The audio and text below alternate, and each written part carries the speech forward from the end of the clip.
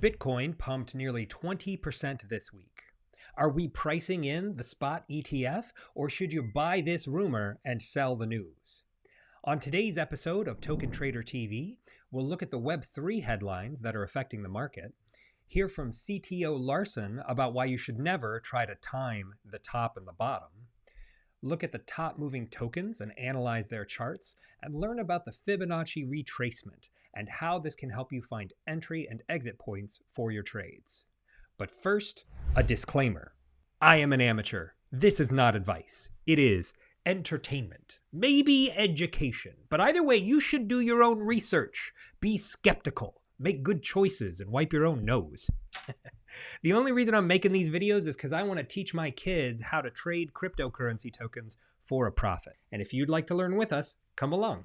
So the biggest news this week was Bitcoin's movement. We'd been banging on this door to get through 38,000. We finally did. And a couple days later, we broke through 40,000 to have some huge green candles and got as high as 44,500, which put El Salvador President Nayib Bukele into profit with his Bitcoin investment. He has now recovered 100% of his investment. And if he sold today, he said on X, the platform formerly known as Twitter, he would realize a $3.6 million profit. But of course, he has no intention of selling because the investment of Bitcoin is something that's not stopping anytime soon. The utility's too good. And that's what MicroStrategy thinks too. MicroStrategy, the software company run by Bitcoin maxi Michael Saylor, bought $600 million more Bitcoin in November, increasing their holdings by 10%, according to CoinDesk. And this increase makes us think, where is the top? Well, I published an idea on TradingView with my prediction that Bitcoin could go to $136,000. And I used some math to figure this out. We just had 8 green weekly candles. And the last time this happened was back in 2017. And so I looked at the chart and said we had a 156% increase during those 8 weekly candles. Had some consolidation and then rose 537% to hit the high of nearly $20,000 in December of 2017. That's a 537% increase. So the first move to the second move is 3.4x. If we apply that to this last move we had, this 61% move with these 8 green weekly candles, if we multiply that times 3.4x, that means a 209% move, bringing us up to $136,000. If you're on TradingView, please follow me there at Token Trader TV, and you can get more price predictions and chart analysis. Now, James Seifert said that the Bitcoin spot ETF is coming in hot. He has identified the window of January 5th to January 10th as the time for approval. He says, mark your calendars, people, it's coming. And this is why The Block published an article saying that the Bitcoin price recovery will be significantly quicker than previous cycles. And what I found so interesting about this article is they had this chart where they looked at the drawdowns before previous highs, where we had an all-time high in 2013. There was a pullback, and then it regained that all-time high. And the amount of time it took to do that is in this dark blue line over here. The light blue line is what happened in December 2017, and it took a shorter time to regain its all-time high. And the black line is where we are now. From the all-time high of 69,000, we're making more recovery. We're only 40% away. And the analysts say that we'll reach the $69,000 sooner than we did in previous cycles. Coinbase is making some really great advances with their Web3 wallet, and they are now enabling people to send payments through text message, through WhatsApp, through TikTok and Instagram. And The Block has some really interesting information about this program, but what's best is over on the Coinbase blog itself. They say with the Coinbase wallet, sending money is now as easy as sending a text. And I've used this. It's super easy and it reminds me about how PayPal started. When Elon Musk ran a payments company called X, and Peter Thiel ran Consensus, and they both realized the real product here is sending payments by email. So rather than demolish each other through competition, they joined forces and made PayPal, because payments by email was a huge revolution in the financial services industry. And Coinbase Wallet is now enabling payment via text message. And they're using a decentralized Web3 wallet as the way to do it. Well, I guess I shouldn't say a decentralized Web3 wallet. I guess I should say DeFi compatible, but it's centralized. And if we're going to see the mainstream adopt crypto, it's probably going to be through centralized entities. There's some positive news on the political front. According to Cointelegraph, a Coinbase initiative called Stand with Crypto announces a crypto-themed U.S. presidential forum. And according to this article, they confirmed that 2 Republican candidates and a Democratic presidential candidate will appear in New Hampshire on December 11th. Those 3 are Asa Hutchinson and Vivek Ramaswamy, the Republican candidates, and Democratic candidate Dean Phillips. They've invited some other presidential candidates as well, RFK, Donald Trump, Nikki Haley, Ron DeSantis, but they've got 3 who have agreed to come to this special opportunity, a crypto presidential forum to discuss cryptocurrency. And there's a lot of great activity happening in the crypto space. According to Dan20 over on X, he says venture funding within the blockchain sector has undergone a 96% month-over-month surge, marking a 6-month high. And he shares this graphic with the breakdown of the different sectors that crypto venture funding is going into. And there's been really big increases in infrastructure, crypto financial services, and DeFi, data analytics and information. And this means good things for Bitcoin. It means that we could be getting to a new all-time high, surpassing our previous highs of $69,000. But where should you take profits? Where should you sell? Well, according to CTO Larsen, he says that you shouldn't try and time the top, but instead you should align yourself with the trend. Now that we've looked at the Web3 headlines, let's hear from CTO Larsen about why you shouldn't try and time the top and the bottom. The chart we're looking at is Bitcoin versus USD.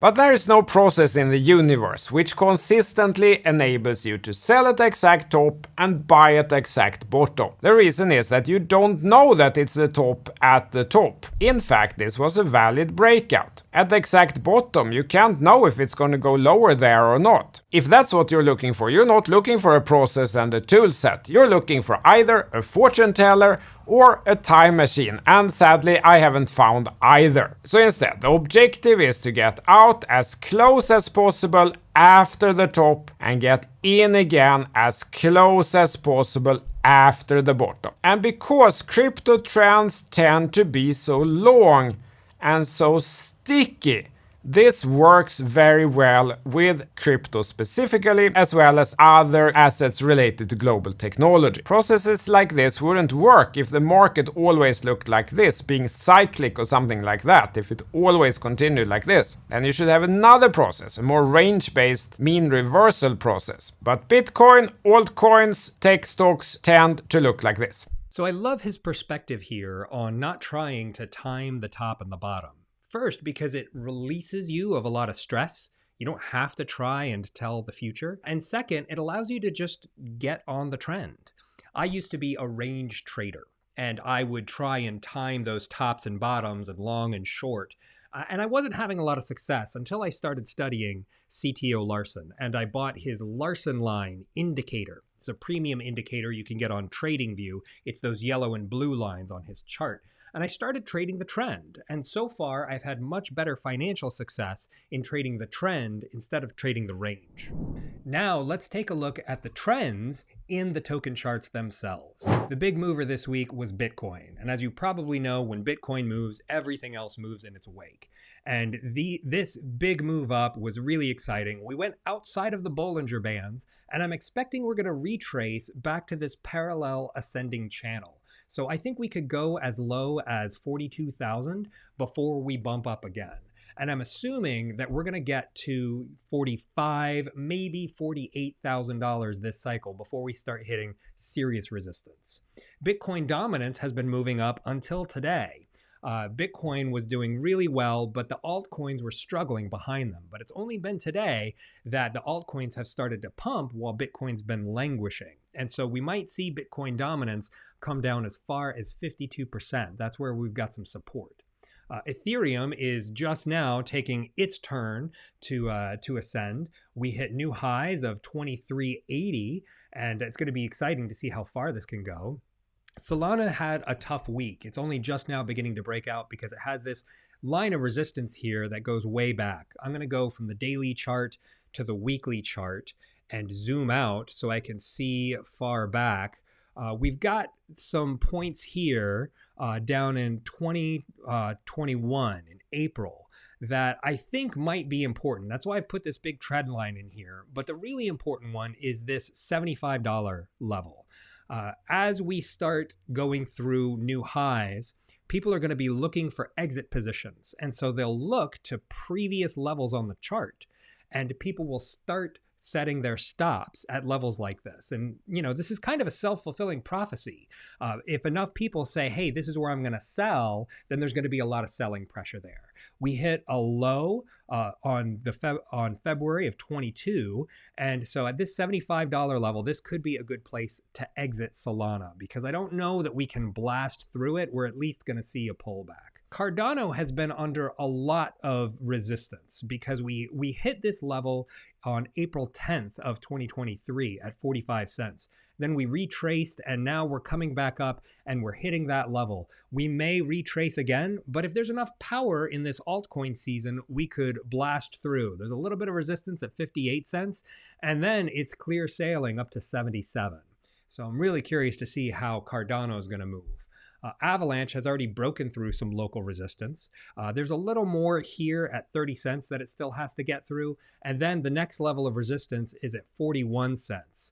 And the way that I found this level of 41 cents, it didn't come to me through the chart because of a level there. I found it because of a Fibonacci retracement. Now let's look at a useful indicator called the Fibonacci retracement. So the way you do a Fibonacci retracement is you measure the distance from a top to a bottom, and then you use some math. The Fibonacci sequence identifies some levels that seem to show up pretty frequently. So I'm going to use my Fibonacci retracement tool here in TradingView. I'm going to go from the top back in November of 2021, and I'll come down to the bottom and look at that red line at 41 cents. It so happens to match with this 0.23 line on the Fibonacci retracement. And so the Fib retracement is a really useful tool to identify levels. On some charts, you can see really clearly where existing levels match with these lines. On Bitcoin, I'll go from the all-time high in November of 2021 and go to the all-time low of $16,000. And look at that 0.618 line. It's matching up nearly perfectly with this $48,000 level, which does have some chart support. And so I like using the Fibonacci retracement tool because it helps you find entry and exit points for your trades. Thanks for watching another episode of Token Trader TV. I hope you subscribe to this channel and like this video if you found it valuable. And leave a comment with your answer to this question. What is your favorite indicator? If you only had one indicator that you could use for the rest of your trading career, which one would it be? Leave a comment and let me know. See you next week.